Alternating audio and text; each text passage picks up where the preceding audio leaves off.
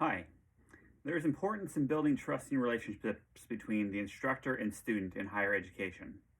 Positive relationships between a teacher and a student provide a level of comfort, allowing a student to take academic risks that will advance academic achievements. All positivity expressed by a teacher with students impacts educational success. The following are 5 great practices for building relationships and rapport with learners in your classes. 1. Get to know your students on a deeper level. Building rapport with your students by learning their names and pronouncing their names correctly is incredibly meaningful. Doing this allows your students to know that you notice them. 2. Be compassionate. In order to better understand your students, especially those with challenging behaviors, it is important to put yourselves in their shoes. Try your best to understand where they're coming from in regards to why they are acting out. 3. Visit with students outside of class time. Building relationships during the school day outside of the classroom helps you see students in a different environment and allows students to see you are making an effort to know them better. 4. Treat your students with respect. Using condescending language such as sarcasm or embarrassing students is not okay. These types of behaviors will only push your students away from you and make them act out even more. 5. Give positive feedback.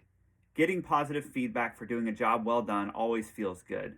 Acknowledging students' positive contributions to the classroom environment lets them know they are making good choices in your class.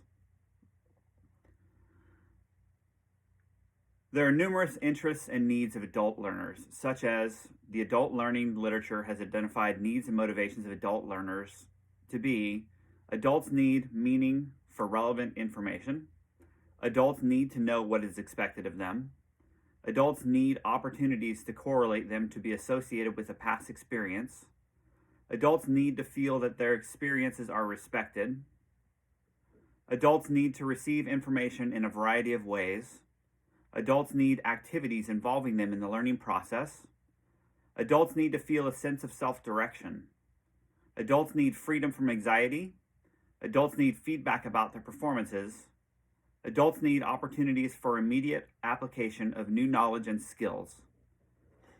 In order to address student viewpoints that differ from your own, there are 6 steps you can follow. You can get to know your students.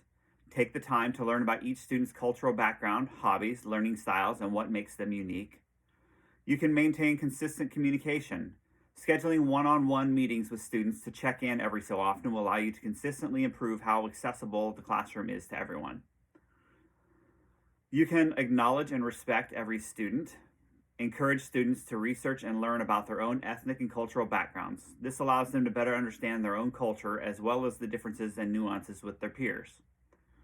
You can practice cultural sensitivity.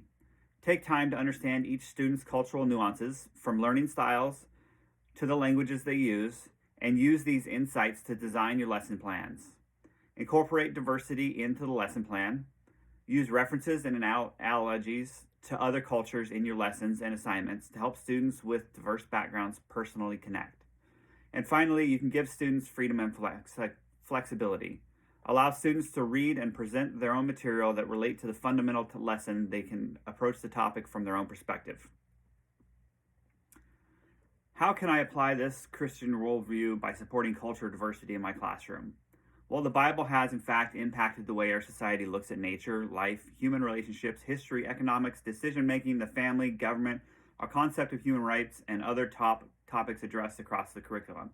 It's academically legitimate to teach about the influence of a Christian worldview.